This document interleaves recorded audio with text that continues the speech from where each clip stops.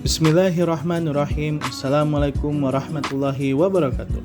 Alhamdulillahirabbil alamin. Wassalatu wassalamu ala asyrafil anbiya'i wal mursalin wa ala alihi wa sahbihi ajmain. Amma ba'du.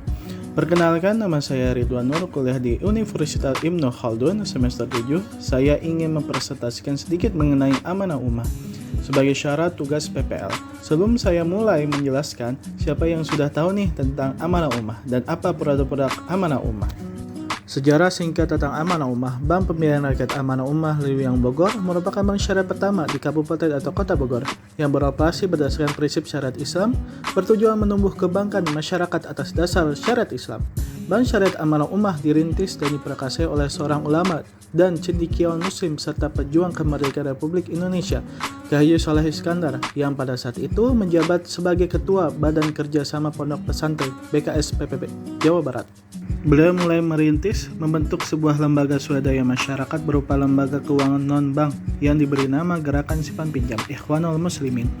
Seiring dengan pendirian Gerakan Simpan Pinjam tersebut, pada pertengahan Januari 1991 diperoleh informasi bahwa di Bandung telah berdiri beberapa bank berkreditan rakyat berdasarkan syariah.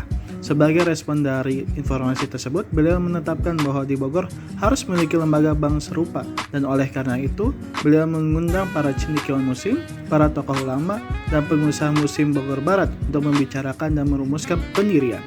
Produk dan layanan amanah ummah. Penghimpunan dana.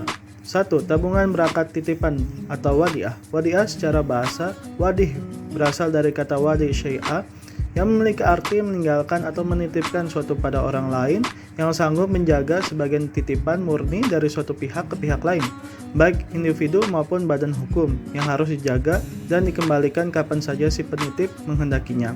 Produknya adalah 1. Tabungan, yang kedua tabungan pelajar atau simpel IB amanah. Kedua, tabungan berakat bagi hasil atau mudharabah. Mudharabah adalah salah satu bentuk akad atau perjanjian bisnis dalam ekonomi syariah yang banyak digunakan di dunia usaha, yang mengandalkan kerjasama antara pihak pemodal dan pihak pengelola.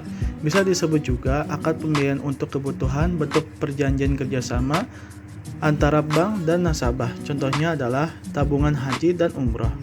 Ketiga, deposito berakat bagi hasil atau mudharabah mutlaqah. Mudharabah mutlaqah jenis akad mudharabah yang memberikan kebebasan penuh kepada mudharib dalam mengelola modal yang diberikan oleh sahibul mal. Mudharib dapat menggunakan modal tersebut untuk investasi atau bisnis. Syarat-syaratnya adalah 1. Minimal setor 1 juta. Yang kedua, memberikan bagi hasil yang terbaik untuk nasabah. Yang ketiga, tersedia pilihan jangka waktu 1 bulan, 3 bulan, 6 bulan, dan 12 bulan. Yang keempat, aman dan terjamin LPS. Penyaluran dana. 1. Pembiayaan jual beli, mudharabah, salam, dan istisna. Mudharabah adalah akad pembiayaan untuk kebutuhan jual beli. Salam adalah akad pembiayaan untuk kebutuhan pertanian. Istisna adalah akad pembiayaan untuk kebutuhan pemesanan. Kedua, pembiayaan bagi hasil, musyarakah dan mudharabah. Musyarakah adalah akad pembiayaan untuk kebutuhan dari usaha kemitraan yang di dalamnya terdapat bagi hasil antara dua pihak atau lebih. Mudharabah adalah akad pembiayaan untuk kebutuhan bentuk perjanjian kerjasama antara bank dan nasabah. Ketiga, pembiayaan sewa. Ijarah mutahiyah bitablik, ijarah multi jasa. Ijarah adalah akad pembiayaan untuk kebutuhan sewa menyewa. Ijarah mutahiyah bitablik adalah akad pembiayaan untuk kebutuhan sewa menyewa yang diakhiri dengan pemindahan kepemilikan objek. Ijarah multi jasa adalah akad pembiayaan untuk kebutuhan sewa menyewa, pendidikan, dan umroh. Keempat, pembiayaan beragunan emas atau rahan, gadai emas. Definisi rahan mengacu pada sebuah perjanjian dalam sistem pinjaman syariah di mana pihak pemberi pinjaman akan menahan salah satu harta milik si peminjam. Kelima, pembiayaan talang haji qarad. Qarad adalah perjanjian pinjam-meminjam dana di mana pihak peminjam wajib mengembalikan dana sesuai dengan jumlah yang diterimanya dan dalam jangka waktu tertentu, sehingga dapat disimpulkan bahwa dalam akad qarad, peminjam hanya berkewajiban untuk mengembalikan dana pokok pinjaman saja.